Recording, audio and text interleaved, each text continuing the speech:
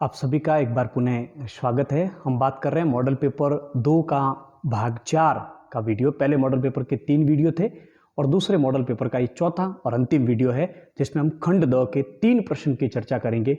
4-4 number के वो प्रश्न रहेंगे, निबंधात्मक प्रश्न रहेंगे और प्रत्येक प्रश्न के अथवा में आपको प्रश्न मिलेगा। इसका मतलब है कि हम यहाँ पर 6 प्रश्नों की चर्चा करेंगे। पहला प्रश्न 21वां प्रश्न है कि संयुक्त राष्ट्र संघ के सुधारों में भारत की भूमिका का वर्णन कीजिए। यदि प्रश्न ऐसा पूछा जाता है तो आपको किस प्रकार से इसका उत्तर देना है। पहला पॉइंट आप लोग लगाओगे कि भारत संयुक्त राष्ट्र संघ में सुधार हेतु लंबे समय से अपील कर रहा है। पहला सुधार भारत करना क्या चाहता है, पहला पॉइंट होगा संयुक्त राष्ट्र संघ को सशक्त व मजबूत बनाने की आवश्यकता है। भारत का मानना है कि वर्तमान परिदृश्य में संयुक्त राष्ट्र संघ बेहद प्रासंगिक संगठन है, अतः संयुक्त राष्ट्र संघ को मजबूत बनाने की आवश्यकता है, इसको और अधिक सुदृढ़ बनाने की आवश्यकता है। दूसरा, भारत इसमें सुधार करवाना चाहता है विकास के मुद्दों पर बल। भारत का मानना है, दूसरा पॉइंट आपका होगा विकास के मुद्दों पर बल। भारत का मानना है कि विश्व में स्थायी शांति तभी स्थापित होगी जब विश्व का आर्थिक और सामाजिक विकास होगा, अतः संयुक्त राष्ट्र संघ को आर्थिक और सामाजिक विकास हेतु भी प्रयास करना चाहिए, विशेष रूप से विकासशील देश और अल्प विकसित देशों के हितों की सुरक्षा के लिए उनका आर्थिक विकास, सामाजिक विकास करने हेतु संयुक्त राष्ट्र संघ को आगे आना चाहिए। तीसरा जो सबसे महत्वपूर्ण सुधार है मेरी दृष्टि में, कि सुरक्षा परिषद की संरचना में भारत सुधार करवाना चाहता है। भारत सुरक्षा परिषद की संरचना में सुधार करवाना चाहता है और इस संदर्भ में भारत के 2-3 सुझाव है। पहला, सदस्य संख्या में बढ़ोतरी होनी चाहिए। भारत का मानना है कि 1945 में जब संयुक्त राष्ट्र संघ की स्थापना हुई, उस समय सुरक्षा परिषद में कुल 11 सदस्य थे, 5 स्थायी और 6 अस्थायी, कुल 11 सदस्य थे। 1965 में अस्थायी सदस्यों की संख्या 4 बढ़ा दी गई, अतः कुल अस्थायी हो गए 10 और स्थायी हो गए 5। 1 नंबर का प्रश्न पूछा जा सकता है, संयुक्त राष्ट्र संघ की सुरक्षा परिषद में स्थायी सदस्यों के नाम बताइए। तो नाम होंगे अमेरिका, रूस, ब्रिटेन, फ्रांस और चीन। ये स्थायी सदस्य हैं, इनको वीटो निषेधाधिकार की शक्ति प्राप्त है। जबकि अस्थायी सदस्यों की संख्या है 10। प्रति 2 वर्ष उनका कार्यकाल होता है, प्रत्येक 2 वर्ष बाद में नए सदस्य लिए जाते हैं। तो भारत का मानना है कि 1965 से संयुक्त राष्ट्र संघ में अस्थायी सदस्यों की संख्या 10 और स्थायी सदस्यों की संख्या 1945 से है 5। भारत का मानना है कि स्थायी और अस्थायी सुरक्षा परिषद के दोनों सदस्य संख्या में बढ़ोतरी होनी चाहिए, क्योंकि भारत का कहना है कि जब यूएनओ की सदस्य संख्या 51 थी तभी सुरक्षा परिषद में 5 स्थायी सदस्य थे और आज 193 सदस्य है संयुक्त राष्ट्र संघ के, उसके बावजूद भी सुरक्षा परिषद के स्थायी सदस्यों की संख्या 5 ही है। भारत इसके संदर्भ में बहुत से तर्क देता है। भारत का पहला तर्क यह है कि वर्तमान समय में संयुक्त राष्ट्र संघ की कार्यशैली में बदलाव आया है, संयुक्त राष्ट्र संघ के कार्य में बढ़ोतरी हो चुकी है, अतः सुरक्षा परिषद की सदस्य संख्या में बढ़ोतरी होनी चाहिए। दूसरा, भारत ये तर्क देता है कि विकासशील देश संयुक्त राष्ट्र संघ में काफी बड़ी संख्या में है, अतः विकासशील देशों को भी सुरक्षा परिषद में उचित प्रतिनिधित्व प्राप्त होना चाहिए। भारत का कहना है कि किसी भी अंतरराष्ट्रीय संगठन की सफलता हेतु इस बात की आवश्यकता होती है कि पूरे विश्व बिरादरी की उसमें नुमाइंदगी हो, पूरे विश्व बिरादरी को उसमें उचित प्रतिनिधित्व प्राप्त होना चाहिए और विश्व के देशों को उचित प्रतिनिधित्व देने हेतु सुरक्षा परिषद के स्थायी और अस्थायी सदस्य संख्या में बढ़ोतरी होनी चाहिए। ये भारत के द्वारा तर्क दिए जा रहे हैं। भारत का मानना है कि विशेष रूप से विकासशील देशों को सुरक्षा परिषद में जो है प्रतिनिधित्व प्राप्त होना चाहिए। भारत का कहना है कि सुरक्षा परिषद की गतिविधियों का दायरा बढ़ चुका है। भाई 1945 में विश्व की जनसंख्या क्या थी और आज विश्व की जनसंख्या क्या है। जब विश्व की जनसंख्या में कई गुना बढ़ोतरी हो गई है तो सुरक्षा परिषद के कार्यों में भी तो बढ़ोतरी हुई है, तो उन कार्यों को बेहतर तरीके से सुरक्षा परिषद कर पाए, इस हेतु सुरक्षा परिषद की सदस्य संख्या में क्या होनी चाहिए, बढ़ोतरी होनी चाहिए। तो भारत सुरक्षा परिषद की सदस्य संख्या में बढ़ोतरी हेतु लगातार प्रयास कर रहा है। तो भारत संयुक्त राष्ट्र संघ के सुधारों में 3 प्रकार की बातें कह रहा है। पहला, संयुक्त राष्ट्र संघ को सशक्त और मजबूत बनाने की आवश्यकता है। दूसरा, संयुक्त राष्ट्र संघ को आर्थिक और सामाजिक विकास भी करना चाहिए और तीसरा सबसे महत्वपूर्ण है, सुरक्षा परिषद की संरचना में सुधार होना चाहिए, अर्थात सुरक्षा परिषद की सदस्य संख्या में बढ़ोतरी होनी चाहिए। ये तो 22 प्रश्न का उत्तर। लेकिन एक और प्रश्न आपसे पूछा जा सकता है कि आपके अनुसार सुरक्षा परिषद में क्या सुधार होने चाहिए। मैंने आपको पहले कहा कौशलात्मक प्रश्न पूछे जाएंगे। आपके अनुसार सुरक्षा परिषद में क्या सुधार होने चाहिए? आपका उत्तर होगा पहला, सुरक्षा परिषद की सदस्य संख्या में बढ़ोतरी होनी चाहिए और उसके पक्ष में आप लोगों को तर्क देने हैं। 1945 में 5 स्थायी सदस्य थे, आज भी 5 स्थायी सदस्य है, अतः इनकी संख्या में वृद्धि होनी चाहिए। सुरक्षा परिषद का कार्य जो है, सुरक्षा परिषद का जो दायरा है वो बढ़ चुका है। सुरक्षा परिषद की कार्य शैली में बढ़ोतरी होनी चाहिए। सुरक्षा परिषद की गतिविधियों का दायरा बढ़ चुका है। पूरे विश्व को उचित प्रतिनिधित्व सुरक्षा परिषद में प्राप्त होना चाहिए। विकासशील देशों को भी सुरक्षा परिषद में उचित प्रतिनिधित्व प्राप्त होना चाहिए। केवल एक बार अस्थायी सदस्यों की संख्या बढ़ी है, वो भी 1965 में। 1965 से आज तक अस्थायी सदस्यों की संख्या में भी बढ़ोतरी नहीं हुई है। विश्व बिरादरी के उचित प्रतिनिधित्व के लिए विश्व के सभी देशों के हितों की उचित नुमाइंदगी उसमें हो, इस हेतु इस बात की आवश्यकता है कि सुरक्षा परिषद की सदस्य संख्या में बढ़ोतरी होनी चाहिए। मेरे दृष्टिकोण में ये बहुत महत्वपूर्ण प्रश्न है, आप लोगों को बढ़िया तरीके से तैयार करना है। चाहे भारत के संदर्भ में पूछे, चाहे अन्य संदर्भ में पूछे, सुरक्षा परिषद में सुधार होने चाहिए। प्रश्न ऐसा भी पूछा जा सकता है कि संयुक्त राष्ट्र संघ में सुधार का तात्पर्य है सुरक्षा परिषद में सुधार, कथन की पुष्टि कीजिए। तो सुरक्षा परिषद की सदस्य संख्या में बढ़ोतरी होनी चाहिए, इसके पक्ष में तर्क आपको 5-6 पॉइंट तैयार करके जाना है। दूसरा इसी का अथवा का प्रश्न है, टिप्पणी लिखिए। विश्व बैंक और एमनेस्टी इंटरनेशनल, संयुक्त राष्ट्र संघ वाले पार्ट में ब्रैकेट में कई संस्थाएं दे रखी है, उसमें से एक विश्व बैंक है, अंतर्राष्ट्रीय मुद्रा कोष है, 2 मानवाधिकार संगठन है, ये सब आप लोगों को याद करने ब्रैकेट। पहला है विश्व बैंक। तो दूसरे विश्व युद्ध के बाद में 1944 में विश्व बैंक की औपचारिक रूप से स्थापना हुई थी। विश्व बैंक विकासशील देशों के से संबंधित है और विकासशील देशों के विकास हेतु प्रतिबद्ध है। विश्व बैंक के द्वारा विश्व के विकासशील देशों को अनुदान दिया जाता है और बहुत कम ब्याज में वो अनुदान प्राप्त किया जाता है वापिस, और यदि बहुत अधिक गरीब देश है तो उनसे जो है उन्हें वो अनुदान वापिस भी नहीं चुकाना होता है। विशेष रूप से विश्व बैंक किस हेतु अनुदान देती है? ग्रामीण विकास हेतु। ग्रामीण विकास यानी सिंचाई सुविधाओं में बढ़ोतरी हो, ग्रामीण सेवाओं में बढ़ोतरी होनी चाहिए। मानवीय विकास हेतु यानी शिक्षा और स्वास्थ्य के क्षेत्र में बढ़ोतरी होनी चाहिए। पर्यावरण सुरक्षा हेतु यानी कि पर्यावरण प्रदूषण में कमी होनी चाहिए, उससे संबंधित नियमों का निर्माण होना चाहिए उन्हें लागू करने के लिए। आधारभूत ढांचे की सुरक्षा हेतु, आधारभूत ढांचे के निर्माण हेतु यानी सड़क है, बिजली है, पानी है, विकास हेतु, इन सभी क्षेत्रों में विकास हेतु विश्व बैंक विकासशील देशों को अनुदान देती है। बहुत आसान ऋण और अनुदान उनको देना होता है और ज्यादा गरीब देशों को अनुदान वापस भी नहीं देना होता है। दूसरा टिप्पणी है एमनेस्टी इंटरनेशनल। ध्यान रखना, एमनेस्टी इंटरनेशनल एक मानवाधिकार संगठन है, एक स्वयंसेवी संगठन है, मानवाधिकारों के हितों की सुरक्षा करने वाला। तो इसका उत्तर क्या लिखेंगे? एमनेस्टी इंटरनेशनल एक स्वयंसेवी संगठन है। यह पूरे विश्व में मानवाधिकारों की सुरक्षा के लिए समर्पित संगठन है। यह संगठन प्रतिवर्ष मानवाधिकारों से जुड़ी रिपोर्ट प्रस्तुत करता है और जिन देशों में मानवाधिकारों का हनन अत्यधिक होता है वो देश हालांकि इसकी रिपोर्ट से कभी भी खुश नहीं होते हैं। विशेष रूप से एमनेस्टी इंटरनेशनल उन मुद्दों की तरफ ध्यान देता है, सरकार के द्वारा किए गए ऐसे कार्य जिससे लोगों के मानवाधिकारों का हनन होता है, उन मुद्दों को विशेष रूप से एमनेस्टी इंटरनेशनल पूरी दुनिया के सामने लेकर आता है। तो इस प्रकार से मानवाधिकारों से संबंधित अनुसंधान करता है, मानवाधिकारों की तरफदारी करता है और मानवाधिकारों की सुरक्षा के लिए यह संगठन समर्पित है। तो ये होगी दोनों के ऊपर टिप्पणी। अगला प्रश्न है राज्यों के पुनर्गठन पर निबंध लिखिए। थोड़ा सा बैकग्राउंड तैयार करना चाहूंगा 1 मिनट में। स्वतंत्रता के समय हमारे देश के सामने सबसे महत्वपूर्ण जो चुनौती थी वो थी राष्ट्र निर्माण की चुनौती। राष्ट्र निर्माण के सामने 3 बाधाएं थी। पहली विभाजन से उत्पन्न चुनौती, दूसरी देशी रियासतों का एकीकरण और तीसरी राज्यों के पुनर्गठन की। वर्ष 1920 में कांग्रेस ने नागपुर अधिवेशन में यह ऐलान किया था कि आजादी के बाद हम राज्यों का निर्माण भाषा के आधार पर करेंगे, सांस्कृतिक विविधता के आधार पर करेंगे, भौगोलिक विविधता के आधार पर करेंगे, क्योंकि अंग्रेजों ने राज्यों का निर्माण अपनी प्रशासनिक सुविधा के अनुसार, अपने आर्थिक सुविधाओं के अनुसार प्रांतों का निर्माण किया था। जैसे ही 1947 में हिंदुस्तान आजाद होता है, आजादी के बाद संविधान लागू होता है और उसके तुरंत बाद नए राज्यों के निर्माण की मांग उठने लगती है। लेकिन हमें जो आजादी मिली वो विभाजन के साथ मिली। और विभाजन के दौरान हमारे देश के संविधान का निर्माण हो रहा था।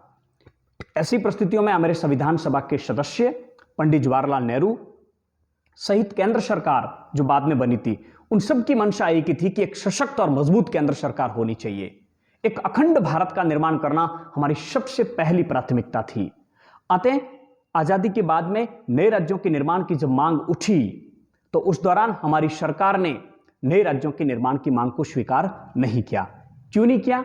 क्योंकि हमारी केंद्र सरकार का मानना था कि नए राज्यों का निर्माण करने से भारत विभिन्न छोटे छोटे क्षेत्रों में बढ़ जाएगा और इस कारण से देश की एकता और अखंडता इससे प्रभावित होगी। अतः नए राज्यों के निर्माण की मांग को भारत सरकार ने स्वीकार नहीं किया।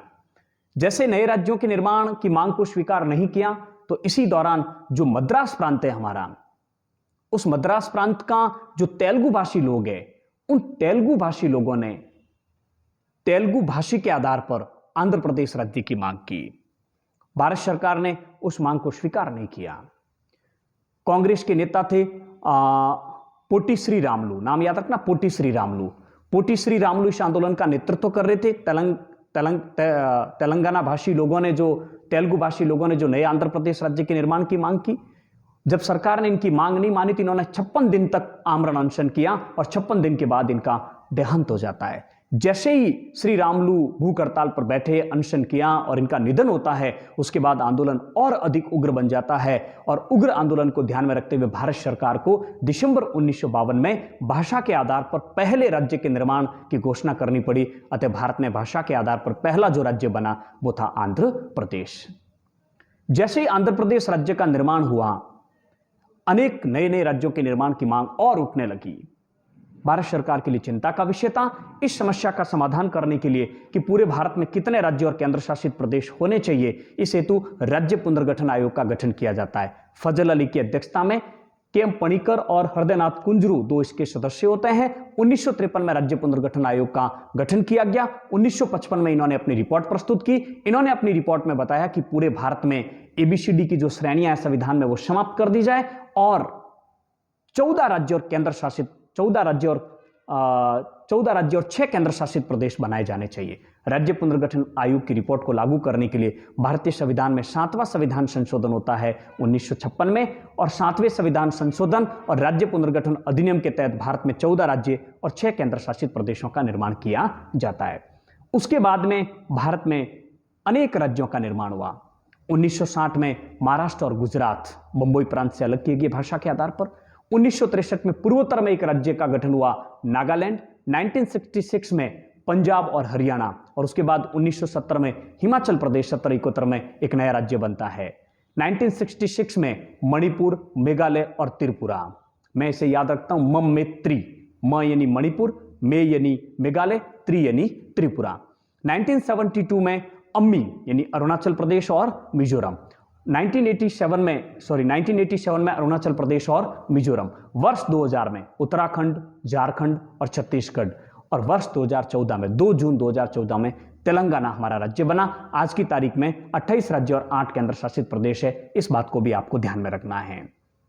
यहीं पर एक प्रश्न और आपके हल करवा देता हूं।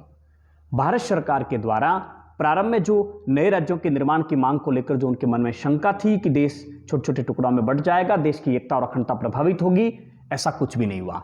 आज भारत में 28 राज्य और 8 केंद्र शासित प्रदेश होने के बावजूद भी देश उतना ही सशक्त है, उतना ही मजबूत है, उतना ही परिपक्व है जितना आजादी के समय था। इस प्रकार से नए राज्यों के निर्माण का कदम एक लोकतांत्रिक कदम साबित हुआ। नए राज्यों का निर्माण एक लोकतांत्रिक कदम साबित हुआ। नए राज्यों के निर्माण करने से देश में किसी प्रकार की कोई समस्या उत्पन्न नहीं हुई। तो ये राज्य पुनर्गठन पर आपका निबंध था, आजाद स्वतंत्रता से लगाकर आज तक का। उसके बाद में अगला प्रश्न है, हैदराबाद व मणिपुर के विलय को समझाइए। देखिए, आप जानते हैं कि सरदार वल्लभ भाई पटेल के प्रयासों से लगभग सभी रियासतों ने भारत के विलय पत्र इंस्ट्रूमेंट्स ऑफ एक्सेशन पर हस्ताक्षर कर दिए थे, लेकिन कुछ एक रियासतों की दिक्कतें रही थी। उसमें एक रियासत थी हैदराबाद। हैदराबाद रियासत पर हमें क्या लिखना चाहिए, किस प्रकार से इसका विलय हुआ। पॉइंटों में सारे उत्तर देने, ये बात मैं पहले ही आपको बता चुका हूं। पॉलिटिकल साइंस में आपको नंबर चाहिए, पॉइंट में आपको लोगों को उत्तर देने पड़ेंगे। अंतिम समय इन 3-4 दिन में आप लोग पूर्ण समर्पण के साथ में अध्ययन कीजिए, आप लोगों को सफलता अवश्य प्राप्त होगी। मैं अक्सर कहता हूं कि सफलता की हर मंजिल पर आपका नाम होगा, आपके हर कदम पर दुनिया का सलाम होगा। मुश्किलों का सामना हिम्मत से करना विद्यार्थियों, देखना एक दिन वक्त भी आपका गुलाम होगा, देखना एक दिन वक्त भी आपका गुलाम होगा। सुबह 5 बजे उठने में दिक्कत हो रही होगी, नींद आती होगी, लेकिन अब बहुत कम दिनों का जो है दिक्कत रही है, उसके बाद एग्जाम खत्म होने के बाद खूब नींद ले सकते हैं, खूब एंजॉय कर सकते हैं। अभी 3-4 दिन का, 2-3 दिन का आपको भरपूर उपयोग करना है अध्ययन के लिए। तो हम बात करते हैं हैदराबाद। हैदराबाद जो रियासत थी वो वर्तमान के महाराष्ट्र, कर्नाटक और आंध्र प्रदेश में फैली थी। 1 नंबर का प्रश्न पूछा जा सकता है कि हैदराबाद रियासत वर्तमान के किन क्षेत्रों में फैली हुई थी? तो महाराष्ट्र, कर्नाटक और आंध्र प्रदेश। हैदराबाद रियासत एक बड़ी रियासत थी। हैदराबाद के शासक को निजाम कहा जाता था और भारत के दौलतमंद यानी कि बहुत धनाढ्य राजा हुआ करते थे, निजाम हुआ करते थे हैदराबाद के। नवंबर 1947 में हैदराबाद के नवाब ने भारत सरकार के साथ एक समझौता किया यथास्थिति बनाए रखने की, यानी कि हैदराबाद भारत में शामिल नहीं होना चाहती थी। हैदराबाद की रियासत चाहती थी कि हमारी एक आजाद रियासत का हमें दर्जा दिया जाए, हम भारत में शामिल नहीं होंगे। लेकिन इस समझौते के बाद, नवंबर 1947 के समझौते के बाद में निजाम के खिलाफ हैदराबाद में एक आंदोलन प्रारंभ होता है, निजाम के अत्याचारों से परेशान होकर। इस आंदोलन का नेतृत्व किया था तेलंगाना के किसानों ने और महिलाओं ने, क्योंकि निजाम के कार्यकाल में महिलाओं के साथ बहुत अत्याचार हुए थे। और इस आंदोलन का गढ़ बन गया था हैदराबाद का शहर। इस आंदोलन का नेतृत्व किया था कम्युनिस्ट और हैदराबाद कांग्रेस ने। अगला पॉइंट, जैसे यह आंदोलन हुआ, इस आंदोलन को दबाने के लिए हैदराबाद के निजाम ने रजाकारों को भेजा। 1 नंबर का प्रश्न पूछा जा सकता है, रजाकार कौन थे? रजाकार निजाम के अर्धसैनिक बल थे जो अव्वल दर्जे के सांप्रदायिक थे।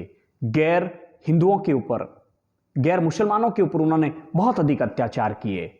रजाकारों को आंदोलन दबाने के लिए हैदराबाद के निजाम ने भेजा। इन रजाकारों ने लोगों पर बहुत अधिक अत्याचार किए, जुल्म किए, हत्याएं की। ऐसी स्थिति में भारत सरकार ने सितंबर 1948 में भारत सरकार ने अपनी सेना भेजी हैदराबाद में।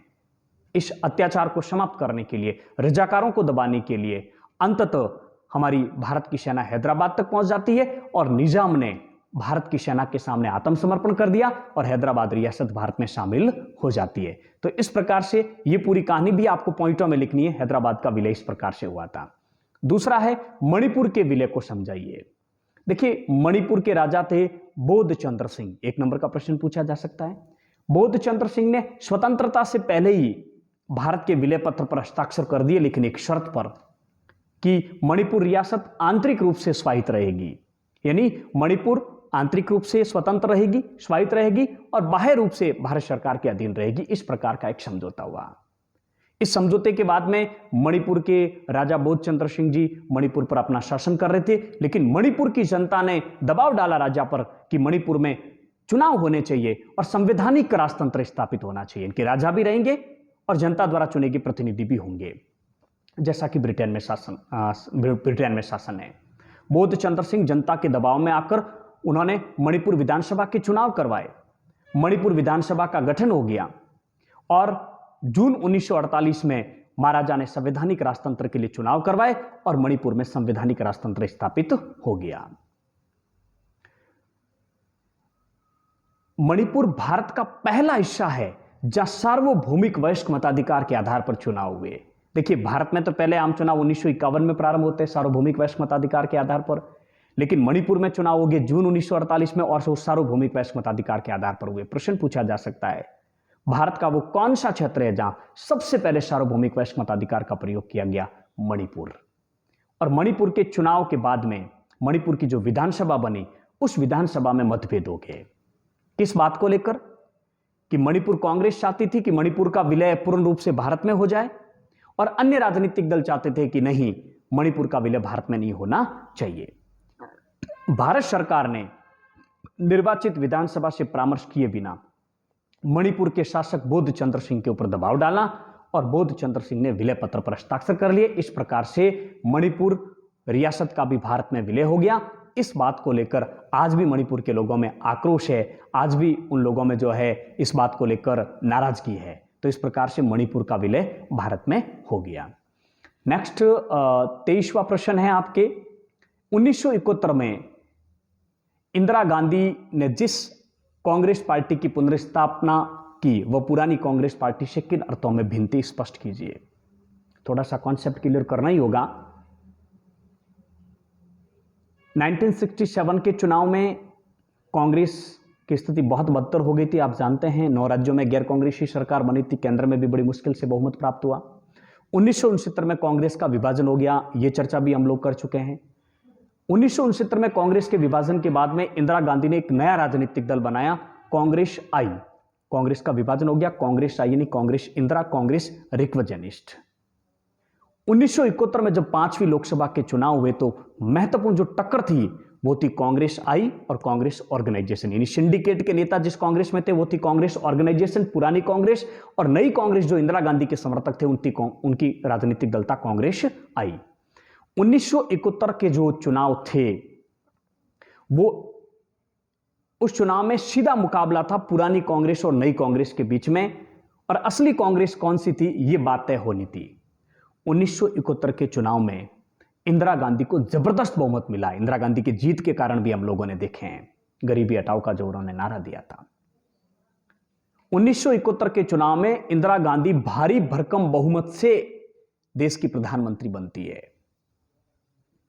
प्रश्न अब उत्तर आपका यहां से प्रारंभ हो सकता है कि 1971 में इंदिरा गांधी ने जिस पार्टी को पुनर्स्थापित किया वह पुरानी कांग्रेस पार्टी से भिन्न थी। पुरानी किस पार्टी की बात कर रहे हैं? जिसका नेतृत्व पंडित जवाहरलाल नेहरू ने किया, जिस पार्टी ने 1952, 57 और 62 के चुनाव में जबरदस्त बहुमत प्राप्त किया, उस पुरानी कांग्रेस से यह कांग्रेस पार्टी किन अर्थों में भिन्न थी?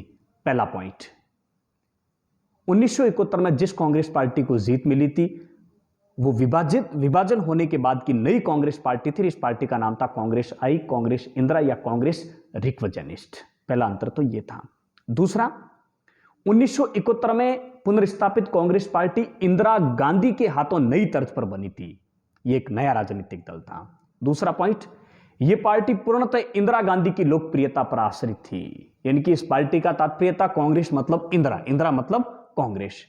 यह पार्टी पूर्ण रूप से एक नेता पर निर्भर थी और उस नेता का नाम था इंदिरा गांधी, जबकि पुरानी कांग्रेस पार्टी में अनेक नेता थे। हमने सिंडिकेट की बात भी की है, पंडित नेहरू के जमाने में भी अच्छे अच्छे नेताओं की अच्छा बोलबाला था। इस पार्टी का, इनकी नई कांग्रेस पार्टी का संगठनात्मक जो ढांचा था वो कमजोर था। संगठनात्मक ढांचा कमजोर क्यों था? क्योंकि पुराना कांग्रेस का जो संगठन था वो मजबूत संगठन था और इस कांग्रेस का संगठन थोड़ा कमजोर था। अगला पॉइंट, यह कांग्रेस पार्टी सामाजिक और विचारधारात्मक गठबंधनात्मक पार्टी नहीं थी। आपको याद आ रहा, हमने पिछले वीडियो में बात की कि कांग्रेस की जीत का कारण था प्रारंभिक समय में भी कांग्रेस एक सामाजिक और विचारधारात्मक पार्टी थी। कांग्रेस में सभी विचारधारा के लोग, कांग्रेस में सभी सामाजिक वर्ग के लोग थे। लेकिन ये जो नई इंदिरा गांधी की कांग्रेस पार्टी थी इसमें सभी विचारधाराओं के लोग नहीं थे। ये समाजवादी पार्टी थी, इसमें सभी सामाजिक वर्गों के लोग नहीं थे, तो इस आधार पर भी ये थोड़ी कमजोर पार्टी थी। अगला पॉइंट, नई कांग्रेस गुटों में तालमेल बैठाने की क्षमता नहीं रखती थी, जबकि पुरानी कांग्रेस में गुटों में तालमेल बैठाने की क्षमता थी। विभिन्न गुट थे, विभिन्न सामाजिक समूह थे, विभिन्न विचारधाराओं के लोग थे और सभी कांग्रेस पार्टी के भीतर ही गुटों में विभाजित थे और उन गुटों में तालमेल बैठाने की क्षमता उस कांग्रेस पार्टी में थी। नई कांग्रेस पार्टी में यह क्षमता नहीं थी। तो इस प्रकार से हम कह सकते हैं कि इंदिरा गांधी ने 1971 में जिस कांग्रेस पार्टी की पुनर्स्थापना की, यह कांग्रेस पार्टी पुरानी कांग्रेस से एकदम क्या थी? भिन्न थी। और अंतिम प्रश्न, अथवा में 1967 के चुनाव में कांग्रेस के हार के कारण या संकटों का उल्लेख कीजिए। 1967 के चुनाव से पहले या चुनाव के दौरान क्या संकट थे? सबसे पहला, राजनीतिक उत्तराधिकार की चुनौती कांग्रेस के सामने थी। 1964 में 1964 में पंडित जवाहरलाल नेहरू का पद पर रहते हुए निधन हो गया। पंडित जवाहरलाल नेहरू के निधन के बाद एक बहुत बड़ी चिंता का विषय था। बहुत से लोगों ने तो कहा कि भारत में अब लोकतंत्र सफल हो जाएगा, क्योंकि पंडित नेहरू लोकतंत्र के जनक थे। भारत में लोकतंत्र स्थापित हुआ, इसमें पंडित नेहरू का बहुत महत्वपूर्ण योगदान था। 17 वर्षों तक लगातार उन्होंने देश की बागडोर को संभाल के रखा था। नव स्वतंत्र देशों में ऐसे अनेक नव स्वतंत्र देश थे जहां पहले लोकतंत्र स्थापित हुआ और बाद में शासन सेना के हाथ में चला गया। इस समय यह अंदेशा भी लगाया गया कि अब भारत का शासन भी सेना के हाथ में चला जाएगा। लेकिन जैसे जैसे कांग्रेस पार्टी के अध्यक्ष ने इसका निस्तारण कर दिया और लाल बहादुर शास्त्री, जिनके ऊपर पंडित नेहरू ज्यादा निर्भर हो गए थे, लाल बहादुर शास्त्री को संसदीय दल का नेता नियुक्त किया जाता है। लाल बहादुर शास्त्री पंडित नेहरू के जमाने में रेल मंत्री रहे थे। एक छोटी सी रेल दुर्घटना के कारण उन्होंने अपने पद से त्यागपत्र भी दिया था। तो लाल बहादुर शास्त्री ने पंडित जवाहरलाल नेहरू की कमी को पूरा किया। लेकिन 10 जनवरी 1966 को लाल बहादुर शास्त्री का भी निधन हो जाता है। एक बार फिर कांग्रेस पार्टी के सामने उत्तराधिकार का संकट आ जाता है कि अब कांग्रेस पार्टी को कौन संभालेंगे। 1964 में भी मोरारजी देसाई और लाल बहादुर शास्त्री में से किसी एक का चयन करना था। लाल बहादुर शास्त्री का चयन किया। अब लाल बहादुर शास्त्री के निधन के बाद, चूंकि 1967 में चुनाव थे, किसके हाथ में कांग्रेस की बागडोर दी जाए। एक बार फिर मोरारजी देसाई और इंदिरा गांधी के बीच में टक्कर थी। गुप्त मतदान हुआ और सिंडिकेट के नेताओं ने इंदिरा गांधी को जितवाया। इस प्रकार से इंदिरा गांधी देश की प्रधानमंत्री बनी। तो 1967 के चुनाव से पहले सबसे पहले जो कांग्रेस पार्टी के सामने जो संकट थी, या 1967 में कांग्रेस पार्टी की हार हुई, उसका पहला कारण था कांग्रेस पार्टी में राजनीतिक उत्तराधिकार की चुनौती। दूसरा, 1962 से 1963, 1962 से 1967 के बीच में जो तीसरी लोकसभा का जो कार्यकाल था, वो खतरनाक दशक कहलाता, जिसको 1960 के दशक को खतरनाक दशक कहा जाता है। यह भी कांग्रेस पार्टी की हार का कारण रहा था। 1962 में भारत चीन युद्ध हुआ। 1964 में नेहरू जी की निधन हो गया। 1965 में भारत पाक युद्ध हुआ। 1966 में शास्त्री जी का निधन हो गया। 1965 और 66 में अकाल पड़ गया। ऐसी परिस्थितियों में जब चारों ओर कांग्रेस के विरुद्ध माहौल था, उस माहौल में 1967 के चुनाव हुए। अगला कारण था इंदिरा गांधी को कम अनुभव था। इंदिरा गांधी को प्रधानमंत्री बने हुए 1 वर्ष ही हुआ था। हालांकि शास्त्री जी के कार्यकाल में वो सूचना मंत्रालय के पद पर रही थी। कुछ समय के लिए गुजरे जमाने में वो कांग्रेस पार्टी के अध्यक्ष के पद पर भी रहे थे, लेकिन प्रधानमंत्री के रूप में उनके पास में बहुत कम अनुभव था और उनके नेतृत्व में चुनाव लड़ना था। सैन्य खर्चा बहुत अधिक बढ़ गया। 62 और 65 की लड़ाई में हमने हमारा पूरा ध्यान, पूरी अर्थव्यवस्था, पूरा धन सैन्य खर्चे में लग गया। इसके कारण देश में आर्थिक संकट आ गया। मानसून असफल हो गया, देश में अकाल पड़ गया, खेती की पैदावार कम हो गई, खाद्यान्न संकट आ गया, विदेशी मुद्रा में कमी आ गई। इन सारी परिस्थितियों से देश में महंगाई बढ़ी, बंद और हड़ताल का माहौल बन गया और इन सारी परिस्थितियों में 1967 में चुनाव हुए। और अगला पॉइंट, गैर कांग्रेसवाद। विपक्षी जितने भी राजनीतिक दल थे, सब एक जगह पर आ गए कि यह अच्छा मौका है कांग्रेस पार्टी को सत्ता से बाहर करने का, क्योंकि पहली बार कांग्रेस पार्टी पंडित नेहरू के बिना चुनाव लड़ रही है। राम मनोहर लोहिया ने इन सारे विपक्षी खेमों को गैर कांग्रेसवाद की संज्ञा दी। उन्होंने कहा यह ठीक भी है, क्योंकि कांग्रेस का शासन अब लोकतांत्रिक नहीं रहा। महंगाई बढ़ गई, बेरोजगारी बढ़ गई, रोजगार लोगों को नहीं मिल रहे हैं, जगह जगह बंद हड़ताल का माहौल बन गया है। तो गैर कांग्रेसवाद, विपक्षी दलों का एक गठबंधन बनाना भी इस चुनाव में कांग्रेस पार्टी के लिए जो है हार का कारण बना था। तो ये तो कांग्रेस पार्टी के 1967 में हार के कारण। हमारा दूसरा मॉडल पेपर पूरा हुआ। पहले मॉडल पेपर में 3 वीडियो है, दूसरे मॉडल पेपर में 4 वीडियो है। सारे वीडियो देखें और अगले जो वीडियो आपके सामने जब सुबह हम साझा करेंगे, अब 2-3 वीडियो महत्वपूर्ण प्रश्नों के होंगे। अगला जो वीडियो होगा, हम तीसरा मॉडल पेपर नहीं लाएंगे, क्योंकि ये दो मॉडल पेपर जो आपको हल करवाए वो एकदम बोर्ड के ब्लूप्रिंट के अनुसार है। एकदम बोर्ड के ब्लूप्रिंट के अनुसार ये मॉडल पेपर तैयार किया गया है। आगामी जो एक वीडियो आएगा, अगला वीडियो, उसमें अति लघुत्तरात्मक प्रश्न होंगे महत्वपूर्ण पूरे पाठ के, क्योंकि 2 मॉडल पेपर में सारे 1-1 नंबर के प्रश्नों को हम नहीं ला सकते थे। अतः 12 अध्याय में से कम 6 अध्याय के पहले वीडियो में 1-1 नंबर के महत्वपूर्ण प्रश्न होंगे। और वो प्रश्न उत्तर में नहीं होंगे, महत्वपूर्ण बिंदु लेके आऊंगा मैं कि आपको ये फैक्ट, आप लोगों को ये तथ्य आप लोगों को याद होना चाहिए, क्योंकि आप जानते हैं कि 30 प्रश्न है, चाहे वो रिक्त स्थान में पूछे, चाहे वो अवशब्द में पूछे, चाहे अति लघुत्तरात्मक प्रश्नों में पूछे। तो बहुत जरूरी है उस वीडियो को आपको देखना। 1-1 नंबर के प्रश्न आपको क्लिक होंगे और उन प्रश्नों को याद करने के तरीके भी आप लोगों को बताएंगे।